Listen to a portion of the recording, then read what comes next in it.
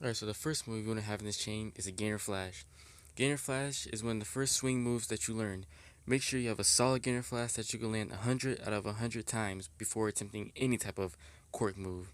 This is a building block and is very fundamental into your swinging progression. Later you can do cheat gainers, corks, hyper corks, box cutters, dubs, trips, even quads. Now when you do a gainer, swing your legs straight up and be as dirty or as clean as you want. Make sure you whip your head back. This is not a regular backflip. This is a gainer. So really whip your head back to get as much flip as you can.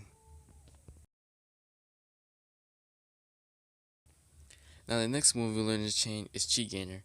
Cheat gainer is really the flash gainer, but what makes them different is flash gainer goes all the way back, while cheat gainer looks over the shoulder, hence being called cheat gainer. Now when you do a cheat gainer, you want to swing your legs whichever way you twist and look over your shoulder.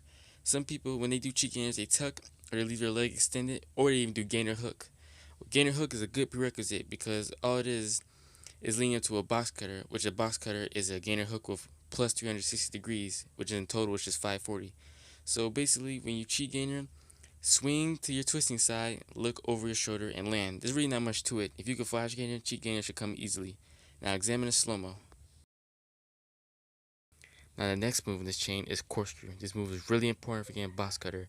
It is literally the base move for box cutter because the box cutter is a corkscrew where you hyper and then you do a hook all at once in the air. Now make sure when you do a corkscrew, you swing, use all your power from your leg, look over your shoulder, and grab in with your arms. It doesn't have to really be that tight, but you do it tight if you want maximum efficiency. Make sure you kind of look back too so you can get some flip in it, because box cutters are a lot easier to do when you're inverted. It makes the hook look 1,000 times bigger.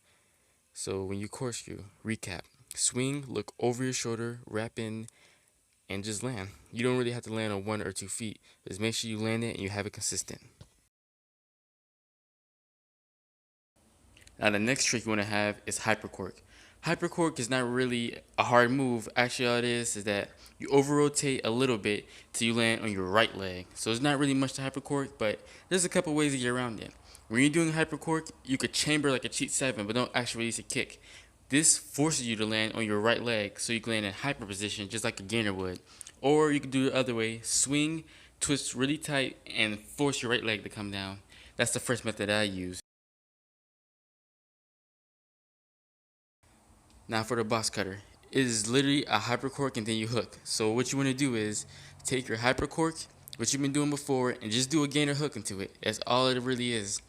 Now when you do your box cutter, same thing, whatever technique you use for hypercork, that's what we want to use for box cutter. So for hypercorks, I chamber like a cheat 7, and so it forced me to land my right leg.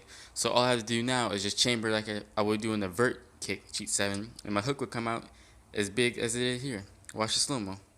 As I do the setup, I swing, chamber, and then I come out with a big hook. Hope you guys enjoyed the tutorial and that you learned something from it.